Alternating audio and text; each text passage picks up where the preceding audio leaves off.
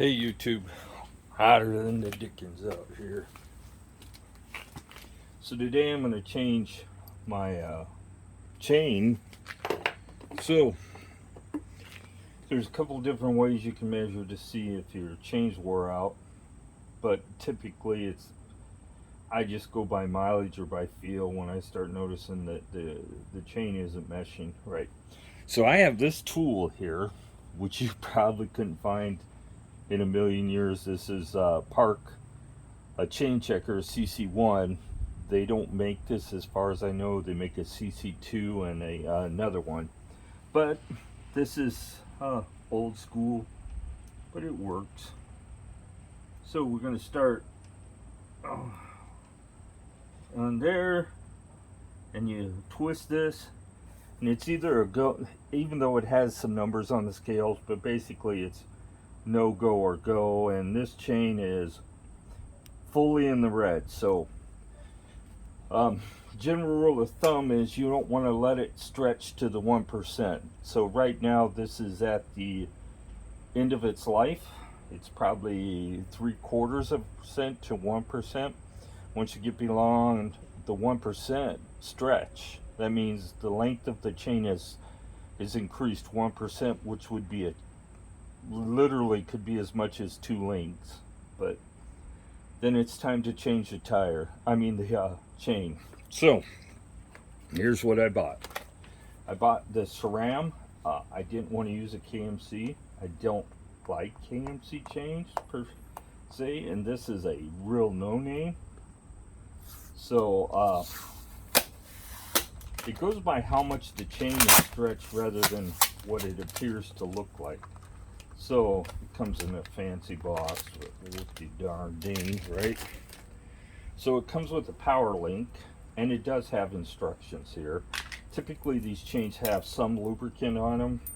This is 114, and there's one half of the power link, and the other half is right here. So I'm hoping this chain is long enough. I honestly do not know how long the one on the Lectric is, but you can count the links if you want. But in this case, I am just going to go ahead, bust the chain, and put a new one on. This is another Park tool. This is just the one that comes in their bike kit that you carry on your bike. But I don't have the professional one. I have this one. So we're gonna go ahead and bust the chain. All we're doing is push the link out, and then I'm gonna have to get greasy fingers. But I don't think this will push it out all the way because it's really designed for a hyperglide chain. So, and maybe I won't have to get greasy fingers. So, get back there, and you need to pull the chain back through the other side that doesn't have the pin. So, grab it down here and pull it back out. Yeah, wow, that's nice. And I already cleaned the cogs. They're pretty clean, so I'm not going to mess with that. But this would be a great time. As you can see, that is a dirty, nasty chain. So, got to get all the kinks out of it. And then we'll compare the chains. I'll have to pick both up and compare the length. So,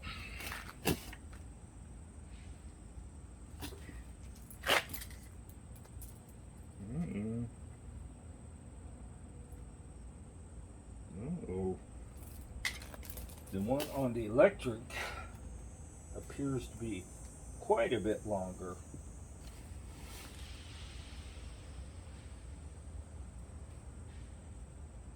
And I probably would say it's too long. Oh, come on. Quit being difficult. I really didn't want to touch this chain, but it's gonna make me.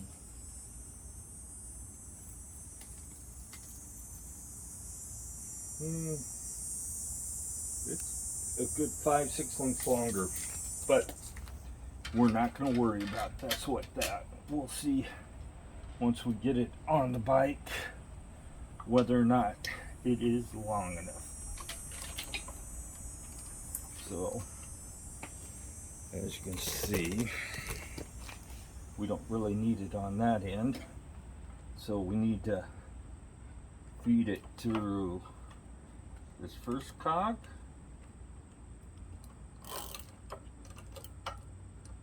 and then back up. I'm gonna get greasy fingers no matter what. Let's spin it forward a little bit so I can see what you're doing. Actually, let me. It looks like there's some pretty good buildup in there.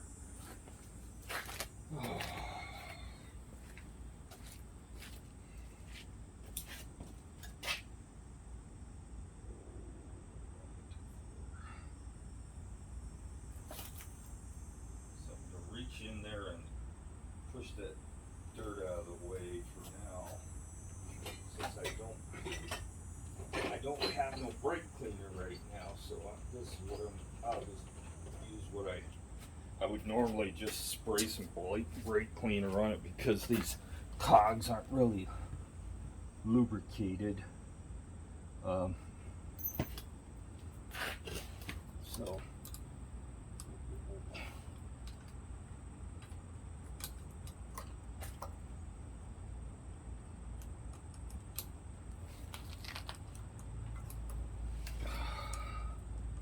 come on, hands, don't fail me now.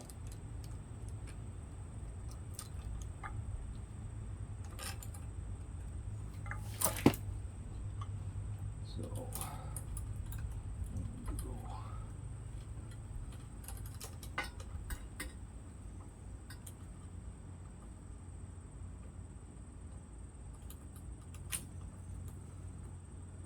Oh, come on. Don't be difficult. So there it goes there. And you may want to make sure you check the position of how the chain was wrapped around there, but we aren't going to worry about it right now. We're just going to take the kinks out of the chain.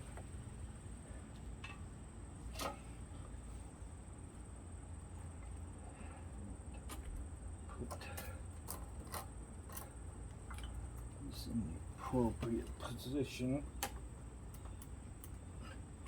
on the right cog. God, everything greasy on this bike.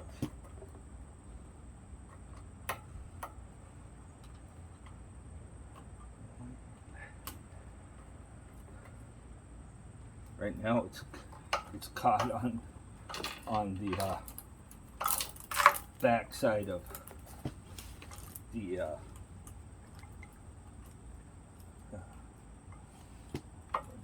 derailleur. I think I was on 6th when I came home.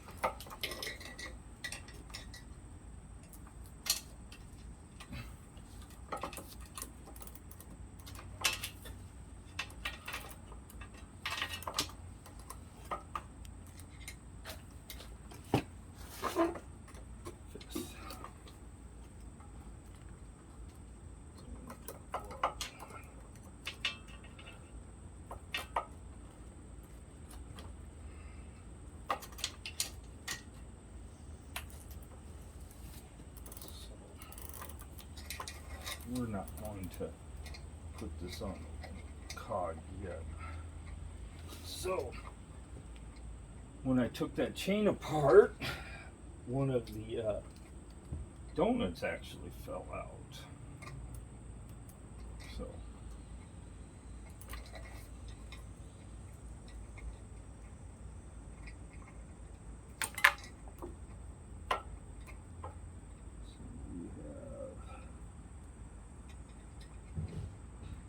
this one goes on one side, and let me turn you out a little bit so you can see.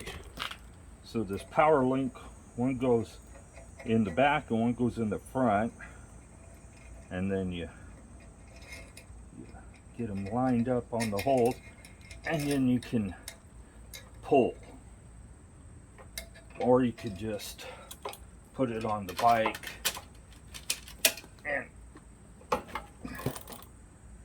and then you make sure that you're, yeah, I got greasy. You push on your pedal and you can check the power link once you get it on there.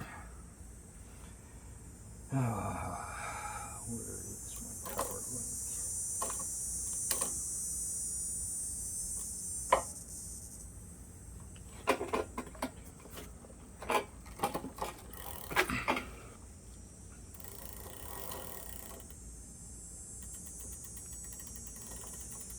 I'll just keep looking for it. Right there it is. And it's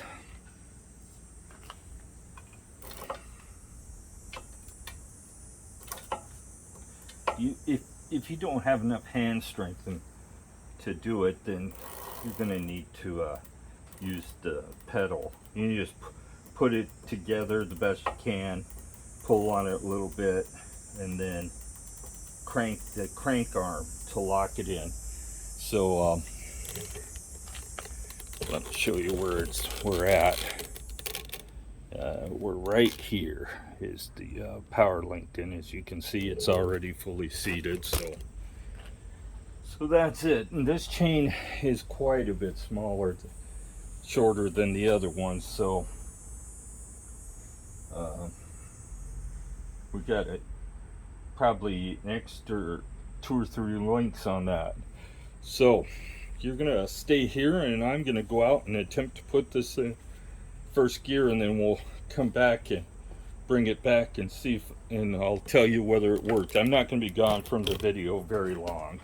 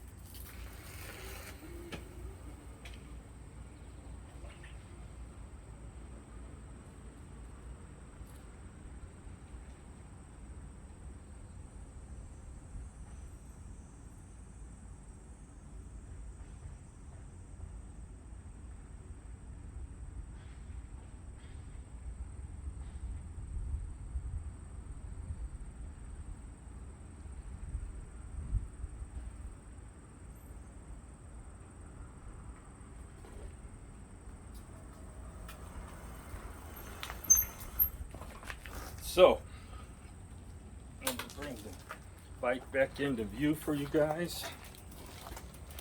Put her back on the kickstand and see that first gear is pretty stretched out. We could use another 2 links. So if you're going to buy one, look for 116. But since I don't ever really use the first gear, it'll be fine. There's a big difference between first and second gear.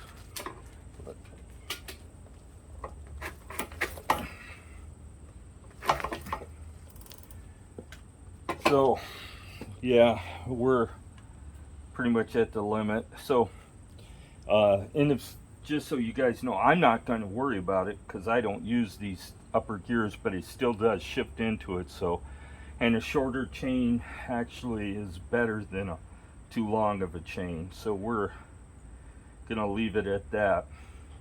So the reason you'd want to change your chain sooner than later is that if you let the chain go too far, it will destroy both the rear freewheel and the front chain ring. So the whole goal would be change your chain when it's due. There is a way to measure, a couple different ways to decide. There's no binding either in first or any of the gears, so you can get away with 114 if you really want to put the shortest chain you can on here.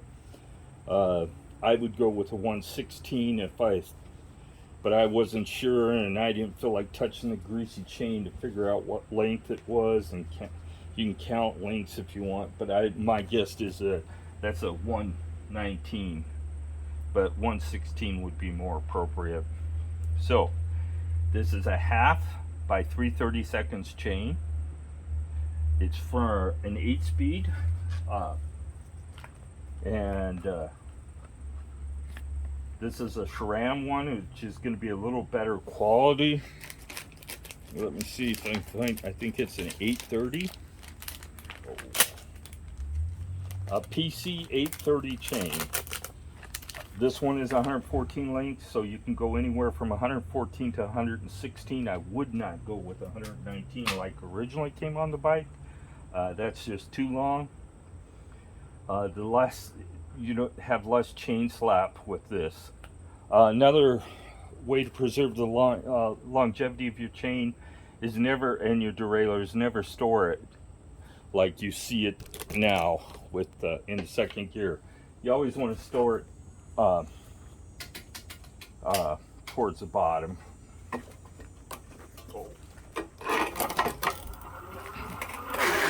Like this, which is in the bottom gear. So actually, by shortening the chain up, I made the derailleur higher up off the ground too. Instead of hanging down at the rim level, it's actually hanging a little higher up, so maybe that'll keep it out of the dirt a little more. So you have to lubricate the chain before you use it the first time, but here's where we're at. So change your chain when you need to. If you don't want to spend the money, you can measure. You take a 12-inch roller, start in the middle of one of the pins on the chain, and measure out to 12 inches. If it falls more than, like say, a 1/16 of an inch short of 12 inches, the pin doesn't fall directly on the 12-inch, then the chain is worn. If it's more than a 1/16, then it's worn out. So everybody has a 12-inch roller. If you're going to use that method, go ahead. You won't find this CC1 anymore because I'm pretty sure Park Tools doesn't make it. This is 20 years old. But this is, even though it has some fancy numbers on it, is either a no-go or a go. If it's all in the blue, it's a go. If it's all in the red, it's a no-go. So let's measure this one again. So, wow, we're all in the blue. So this is a good tool to have. I forgot I even had it. So the chain is a 5-minute job. This is a Park chain breaker. If you need to get one, you don't have to pay the money to get a Park one. You can just use whatever you can find. You can buy one at Walmart if you want. The reason that if you were going to buy one that you say you wanted to reuse your chain, say you're one of those guys that waxes his chain, you have to take it off the bike to wax it, put it in paraffin wax, and you have to take it off the bike. You would want to use this because it doesn't push the pin out all the way, so you could reuse the chain. If you buy one that pushes the pin out all the way, then you may not be able to reuse your chain. But that's a video, greasy hands and all. If I didn't have to compare the chains, I wouldn't have got a greasy hands. But the bike is ready to go now. I really am glad that the chain is a whole lot shorter, but I would suggest a 116. So that's the video. You guys have a good day. I'm going to get this uploaded, and then I'm going for a bike ride.